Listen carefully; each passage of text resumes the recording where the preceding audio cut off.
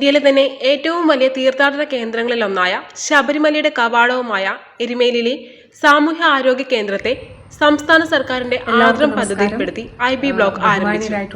ഐ.പി. ബ്ലോക്കിന്റെ ഉദ്ഘാടനം ആരോഗ്യമന്ത്രി വീണ ജോർജ് ഓൺലൈനായി ഉദ്ഘാടനം നിർവഹിച്ചു.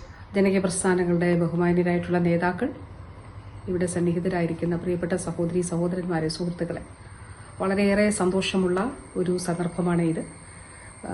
കാഞ്ഞിരപ്പള്ളി ബ്ലോക്ക് പഞ്ചായത്തിന് കീഴിലുള്ള നമ്മുടെ എരുമേലിയിലെ ഈ CHC, അവിടെ കിടത്തി ചികിത്സ എന്നുള്ളത് ദീർഘനാളുകളായിട്ടുള്ള ഒരു നാടിന്റെ ആവശ്യമായിരുന്നു.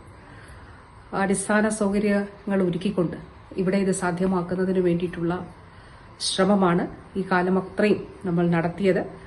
പ്രത്യേകിച്ച് ഈ CHCക്ക് വലിയ പ്രാധാന്യമുണ്ട്.